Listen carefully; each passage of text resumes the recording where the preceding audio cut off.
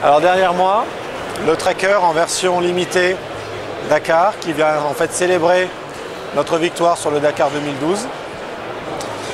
Donc c'est un véhicule qui a été personnalisé avec la couleur du team de Roy. Également au niveau donc de l'esthétique extérieure de la cabine. Et pour le reste, ça reste un véhicule tracker en version lourde. Au niveau du tracker, on a deux grandes gammes de véhicules. On a une gamme plus routière à châssis de 7,7 mm d'épaisseur, que je vais appeler une gamme code de la route, pour avoir des PTC jusqu'à 32 tonnes ou légèrement au-delà.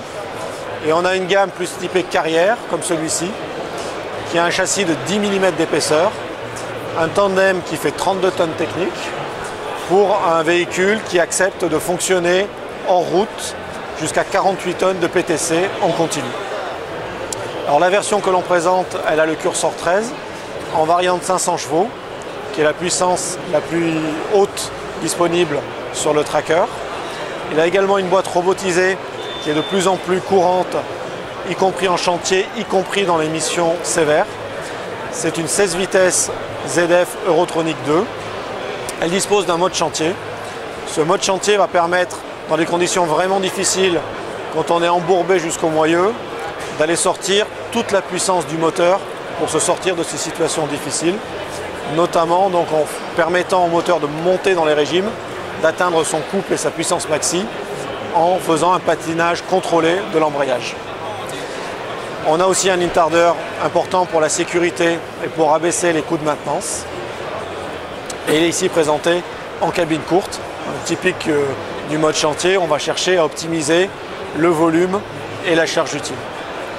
Cette boîte robotisée, elle a aussi l'avantage d'accepter pour les versions remorquantes des charges très élevées. On peut faire du transport exceptionnel avec ce véhicule, avec 80 voire 100 tonnes de poids total roulant. On a limité cette série à 502 exemplaires en l'honneur du numéro du camion de Gérard de Roy, qui a gagné le Dakar en 2012. Après, donc, on a eu, pendant les 6 premiers placés cette année, on a eu 3 camions Iveco.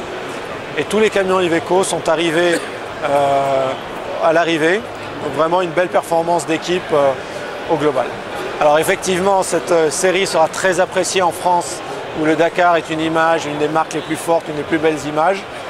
Je m'attends d'ailleurs à avoir beaucoup de demandes pour avoir des véhicules, y compris anciens, aux couleurs du Dakar 2012. Mais c'est une série européenne qui va bientôt être disponible pour l'ensemble des marchés européens sur lesquels Iveco est présent.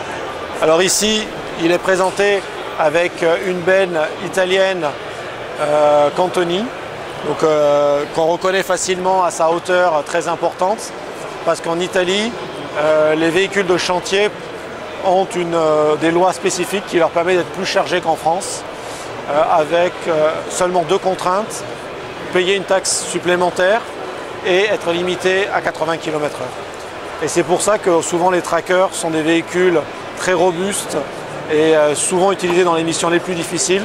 Ça vient aussi de l'histoire du marché italien qui autorise des charges beaucoup plus importantes, y compris sur route, que les autres marchés européens.